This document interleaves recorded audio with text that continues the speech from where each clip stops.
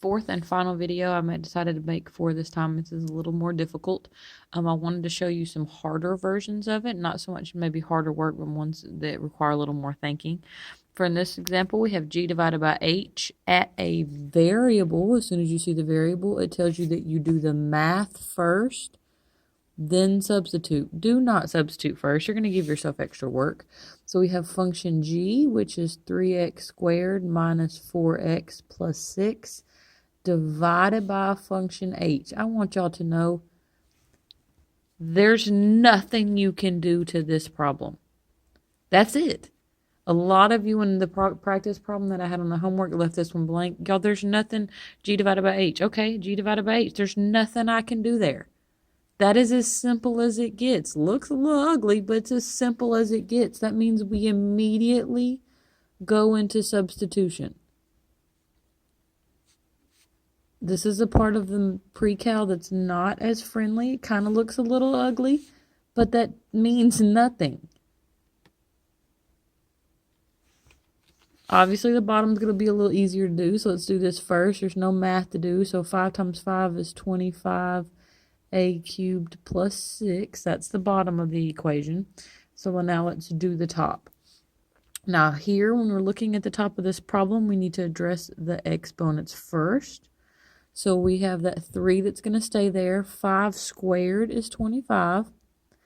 A to the third, and we're going to give it a 2. That means it would be a to the 6th. Everything else still stays in the problem. We're not going to address anything else because we haven't done the math yet. That's 25a cubed plus 6. Now we're going to address the distribution part. So that gives us 75a to the 6th minus 20a cubed plus 6. 25a cubed plus 6.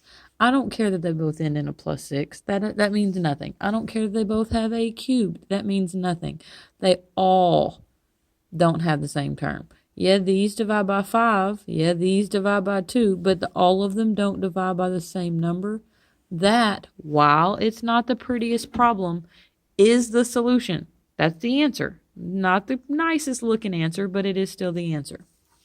Okay, this last one, f times g at 4a minus 3. So we're going to take function f, which says 6x minus 8, multiply it by function, oh, that's supposed to be h. I'm sorry, we already did f times g on the last problem. I don't want to duplicate anything. So f times h, so right here we have 5x plus 6. We're going to FOIL this out because it is a 2 by 2 times a 2, or 2 times a 2. And because of the variable, it tells us to do the work first. So that gives us 30x squared plus 36x minus 40x minus 48. Again, like terms in the center, so 30x squared minus 4x minus 48. That is our simplified answer, but now we have to substitute this in. Now, the main reason I chose this function, give myself a little extra room, is because I want to make sure y'all are not forgetting the more difficult problems look a little different in the way that you solve. You still have to do the same substitution, but this right here, remember, we are not distributing. Because this is squared, we are saying 4a minus 3 times 4a minus 3. Now, when you multiply, you get 16a squared minus 12a minus 12a plus 9. We have like terms in the middle, which get us to 16a squared minus 24a plus 9. This is your step 1 that you are substituting back into the original problem.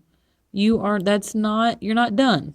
Please do not think that that means that the problem is over. That is step 1, a long step 1, but still step 1. Then we're going to distribute like we've been doing. So we have 30 times 16, which gives us 480 a squared. 30 times negative 24, while again, big numbers doesn't mean we're doing anything wrong. And then 30 times 9, which gives us 270, sorry. Then you distribute here, minus 16a plus 12, and then minus 48 just comes down. Looking for like terms, nothing matches this one, so 480a squared just comes down. If it helps you to cross them out once you use them, do so. We have a negative 720 minus 16, negative 736a. Now I just use these two. I can mark them out. I got 270 plus 12 minus 48 gives me 234. I want to show you, yes, you can have giant answers on every single one of these, and that still be the correct answer. Is it not so much a more difficult problem, but a time-consuming one?